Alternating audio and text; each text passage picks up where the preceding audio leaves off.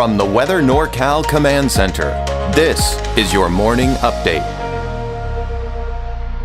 Cascade Paint and Supply is Reading's oldest family-owned paint store, established in 1953. We are the largest Dunn Edwards dealer in the nation, and most of our products are made in the U.S. Our friendly and knowledgeable staff are ready to answer your questions and help you today. All right, so you have covered the right place if you're looking for an extended outlook. Know what to expect today, what to expect for the rest of the week, this weekend, even going into next week. However, if you're in a hurry, you don't have time to watch the detailed forecast, I do what's called Kruger's Quick Cast in about a minute, sometimes a little bit longer, and it just focuses on today to help you get out the door in the morning and, of course, prepare you for the rest of the day. Be sure to check it out. You can find it on the website at weathernorcal.com. Go to the forecast videos page and you'll see this graphic right here.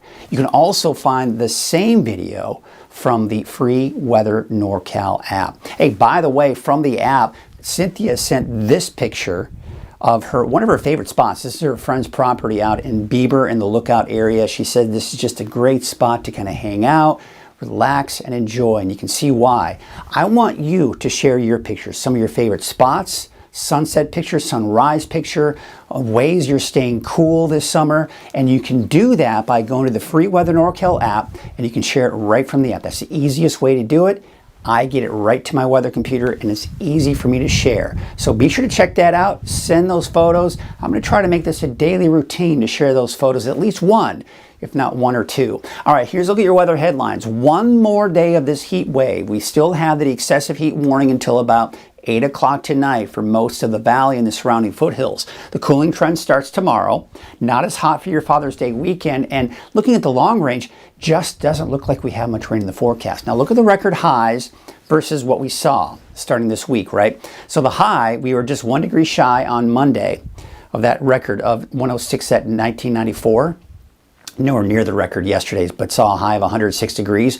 We're expecting another day of 106, but still nowhere near that 109 degrees. Now for Red Bluff, 2 days in a row broke a record. Broke a record by 1 degree on Monday, broke it again by 1 degree yesterday. The high of 107, the record was 106 at 1985. But today I'm expecting about 105 to 106, right? But I don't think we're going to quite see 110. So that streak for Red Bluff should end today. But look at the highs we saw yesterday. Even Corning saw a high of 107, but not as hot down towards Chico and Oroville with 102. Look at the mountains. Bernie, I bet you some of you in Bernie did kind of touch that 100 degree mark here, but there you can see in Trinity County, not that bad actually. Low 90s there. 89 for Mount Shasta City. And there's those cooler temperatures out along the coast. Here's your neighborhood forecast at a glance for today. Again, much like yesterday. Temperatures should be in the 90s for most of us in the higher elevations.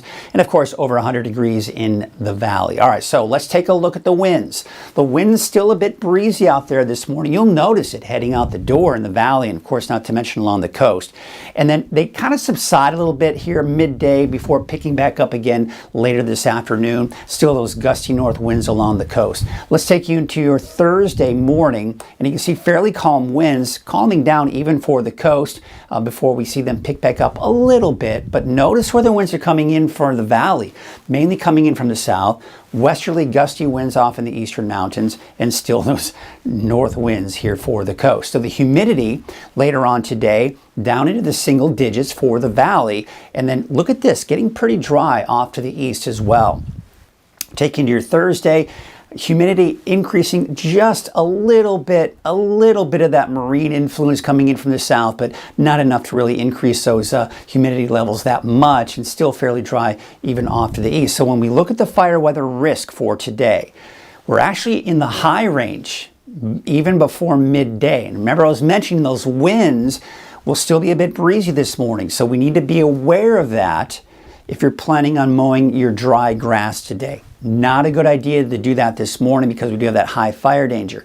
It decreases a little bit and then picks back up as those winds pick up as well in that high to very high range as well. But by the way, also notice we're beginning to see these shades of yellow entering the picture in some of the eastern mountains and some of the mountain locations in general. So we just need to be aware of the fact that fire danger is beginning to increase more as we get into the next few days for the higher elevations. Now notice with the southerly flow of winds, the fire danger not as high for most of us in the valley, but still within that high range with those oranges. But again, notice this, especially going into tomorrow, with those winds coming in from the west, we are getting the moderate to even that high range for some of us in the higher elevations. So once again, it's mainly been, up until this point, it's mainly been in the valley where we're most concerned about that fire danger.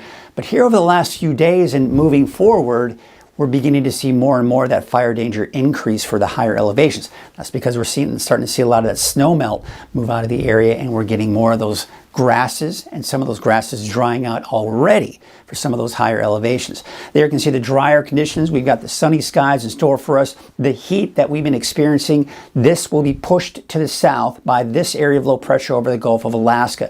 This will be approaching our area getting towards the end of the week. This will allow our temperatures to start to drop and push the heat to our east and down to our south and west. Here you can see by the weekend that cooler air rides to our north, and you can see the heat nowhere near us. So temperatures start to drop. They drop even more for your Monday with that trough low pressure just kind of clipping Northern California. By the way, this could set us up with some gusty winds as well, so we'll have to watch for that. That moves out by early next week, but you'll notice we've got this cooler air kind of riding to the north. So once again, the heat stays to our south and west. The heat stays down to our south and east, and we just are kind of in that in-between phase. Yes, it's going to be warm, it's going to be hot in some cases here, but again, these cooler temperatures up to our north, these storm systems to our north, are keeping those temperatures at bay. So yes, as I mentioned, it'll still be warm, in fact, maybe even warmer than normal. But keep in mind, the normal high this time, there's about 91, 92 by the time we do look at that long range. So even if we just barely get above that normal range, we're talking low to maybe some mid-90s. Now, we still have the excessive heat warning for the northern Sacramento Valley and the surrounding foothills, but this should expire later on tonight by about 8 o'clock. So we're finally getting out of that. And when we look at the heat risk, not as high as it was yesterday, mainly within that moderate phase here. But look at this, by tomorrow, now we're mainly in the minor heat risk, and that minor heat risk is going to stick around. We're going to see less and less oranges. In fact, by the time we get into Saturday, look at that, only in the minor range, in the little to none range as well. That will continue into Sunday, but maybe increasing a little bit going into your Monday. No rain in the forecast anytime soon. We've got these storm systems riding to our north. That's where the rain will be, but I expect we will remain dry in the long range. Drier than normal. In fact, this is kind of the near normal. The wetter conditions are going to be up to our north, especially over the Pacific Northwest. But I think it's overdoing it, even making its way into Northern California. But looking at the wave heights, let's take you, of course, this afternoon. You'll notice here as we go into Thursday, those wave heights are just trying to kind of inch their way back a little bit here, but for the most part, still, those gusty winds out of the north at 20 to 25 knots, there still is that small correct advisory today, and that'll probably extend into tomorrow as well.